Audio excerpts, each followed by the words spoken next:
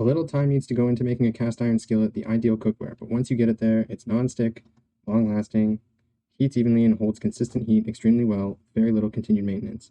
Whether you've just picked up your first cast iron pan or you're just thinking about picking one up, you've probably heard that they need a lot of maintenance and a lot of care. And that's kind of true, but it's not as bad as it seems. I'm going to walk you through every step of getting started and keeping it in tip-top condition, starting right now.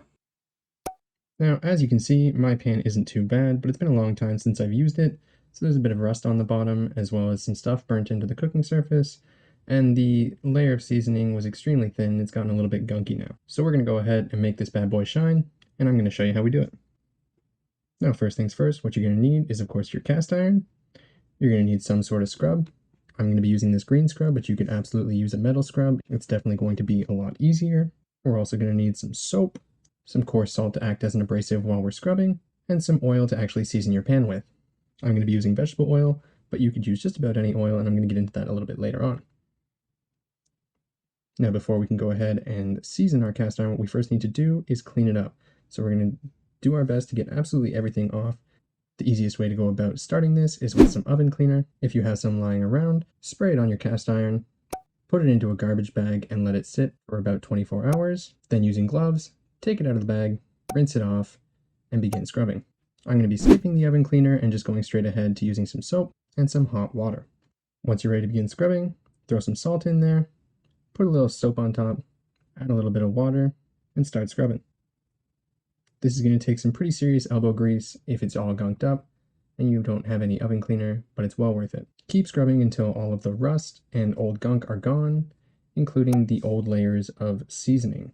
Now, if hard scrubbing and chemicals aren't your thing, you can also just use the self-clean feature of your oven, assuming it has one. Just place the cast iron upside down for 2 to 5 hours, ventilate your kitchen, and go do something else, but do not leave entirely. I've read that some people have had issues with fire starting. Now, fire in an oven isn't necessarily the worst thing that could happen, and once whatever is fueling the fire is burnt up, it'll likely go out anyway, but definitely best not to leave it completely unattended, and personally, I'd rather just put some sweat into it. If you do go this route and you end up with a little bit of a grease fire in your oven, you can sprinkle some baking soda directly on that and it should put it right out. But be sure that you're using baking soda and not flour or baking powder, as those are both combustible. If your cast iron has excessive patches of rust, you can take some vinegar, mix it with equal parts water, and soak your cast iron from anywhere from 2 to 8 hours until the rust starts to come away nice and easily, but try not to let it go past that because it can begin to damage your pan. Once your cast iron is nice and clean, you'll notice that it'll rust fairly quickly within a minute or two if you let it try to air dry. So what we're going to do instead is dry it well with a rag and put it in a 200-degree oven for 15 minutes to half an hour to let it dry and let the pores of the iron open up.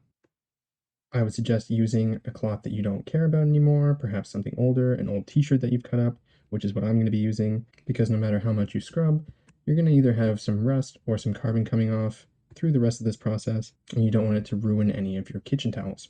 Just about any fat can be used to season a cast iron pan.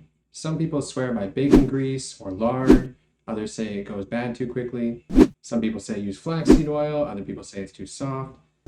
Basically, what you need to make sure you're doing is getting your oil up above the smoke point, and realistically, you can use just about anything. I'll leave a link down in the description for the chart that I found with all the smoke points of various common oils. And I'm using vegetable oil. In the ingredients, it says that it could contain either canola or soybean oil. Since the soybean oil's smoke point is 495, we're going to heat our cast iron up at 500 degrees. Once your cast iron is dry, take it out of the oven while it's still nice and hot.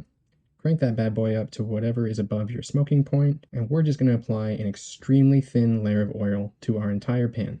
We're going to put it on the inside, the outside, the bottom, the handle, everything. Now, when I say thin, I mean thin. So put a little oil in there, wipe it all around, and then really make sure that you wipe it out because you don't want any drips or any pooling in your cast iron pan with the oil. If there's excess oil, it's going to get extremely sticky and gunky, or it's going to drip into the bottom of your oven and cause fires. Once it's been nicely wiped down with oil, place it upside down in your preheated oven with trays underneath to catch the extra drips just in case, and set a timer for 1 hour. Come on back, turn your oven off, and let your cast iron sit and cool inside the oven until it's able to be handled.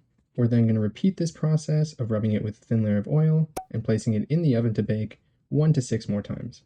Realistically, you can get away with doing it only twice, but I'm going to do it a few more times just to make sure that I have a nice strong base layer.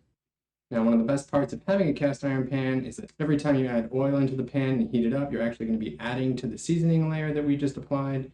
And basically the only things that are really going to wear it down are acidic foods, improper cleaning, and improper storage. The best time to clean your cast iron pan is right after you've used it. Simply wipe it down with some warm water, wipe out any food left behind, and dry it off and put it away. If food does get stuck on, you have a few options. First of all, you can use some sort of plastic spatula and try scraping it off, or use a less abrasive scrub pad like the one I use today.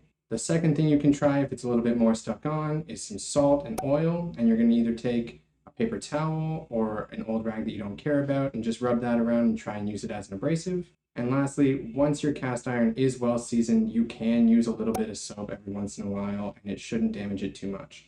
Once your cast iron's clean, dry it off well with an old towel, apply a thin layer of oil, and put it away like that. If you're going to be stacking another pan in your cast iron, put a layer of paper towel or a cloth in between them so you don't scratch up the seasoning that you've just worked so hard to apply. That's it for this one. I hope I was able to help you get started and show you that it's not that hard to start using a cast iron pan. If this video helped you out, hit the like button. Let me know in the comments if you're having difficulty. Be sure to hit the subscribe button if you want to see some of the other stuff that I'm going to be working on in my kitchen. Thanks for watching, and I'll see you in the next one.